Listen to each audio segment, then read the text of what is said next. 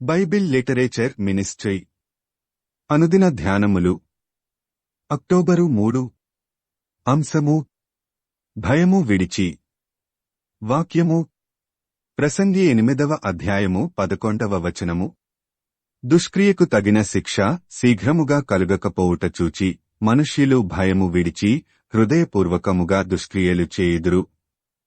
ప్రభువునందు ప్రియులారా, నేటి వాక్యమును ధ్యానించుకుందాము. మనుష్యులు చాలా వాటికి భయపడుతుంటారు.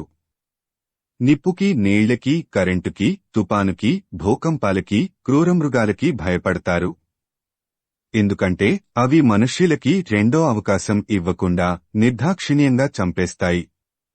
దుర్మార్గులైన మనుష్యుల ఎదుటికి రావాలంటే వణికిపోతారు. ఎందుకంటే వాళ్లకి జాలి, దయ, కరుణ ఇలాంటివేమీ తెలియవు. కాళ్లవేళ్లపడి బతిమిలాడినా కనికరించరు. అలాంటి మనుష్యులకి భయపడినంతగా దేవునికి భయపడరు. దేవుడు ప్రేమస్వరూపి, కరుణామయుడు, దయామయుడు, మన పాపాలు క్షమిస్తాడన్న ధైర్యంతో దేవుణ్ణి పెద్దగా లెక్క చెయ్యరు. భూమి మీద మనుష్యులు తమ మార్గము చెరిపివేసుకొని దేవునికి వ్యతిరేకమైన జీవితం జీవించడానికి కారణం భయము లేకపోవడమే. దేవునియందలి భయము అంటే అది చంపేస్తాడేమోనన్న ప్రాణభయము కాదు. గౌరవము, భక్తి, ప్రేమ, కృతజ్ఞతతో కూడిన భయము. ఇలాంటి భయము మనిషిని దేవునికి దగ్గరయ్యేలా చేస్తుంది. ప్రపంచంలోనే ఎవరైనా ఒక గొప్ప వ్యక్తి మనల్ని వెతుక్కుంటూ వచ్చి మనతో కొంత సమయం గడిపి వెళ్తే మనం ఎలా ఫీలవుతాము? ఆయనను బట్టి మనకి గొప్పతనం వస్తుంది కదా. ఆయనతో సెల్ఫీ తీసుకొని ఫ్రేము చేయించి పెట్టుకుంటాము.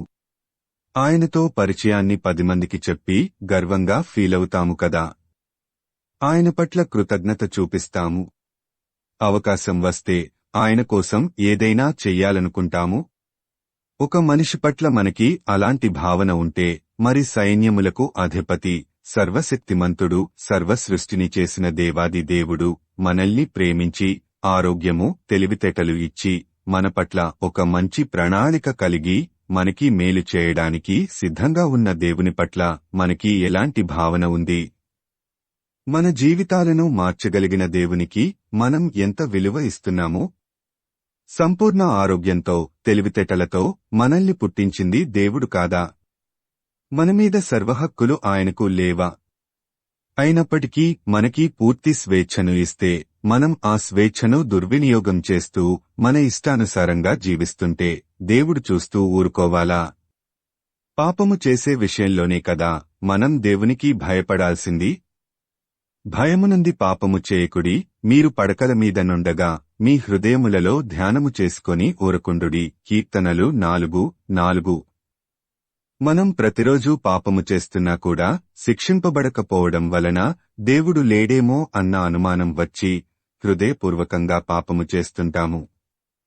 ఒకవేళ మనం పాపము చేసిన ప్రతిసారి దేవుడు శిక్షించడం మొదలుపెడితే ఈ భూమి మీద మనుష్యులెవ్వరూ మిగలరు. నరుల హృదయాలోచన వారి బాల్యము నుండి చెడ్డది అని దేవునికి తెలుసు కాబట్టే మనం మారడానికి సమయం ఇస్తున్నాడు. దేవుడు మనకి ఇస్తున్న సమయాన్ని సద్వినియోగం చేసుకొని మన జీవితాన్ని మార్చుకోవాలి. పాపము చేసే విషయంలో దేవుడిని లెక్క చేయకుండా భయము విడిచి హృదయపూర్వకంగా పాపము చేస్తే మనకు శిక్ష హఠాత్తుగా వచ్చి నాశనమైపోతాము.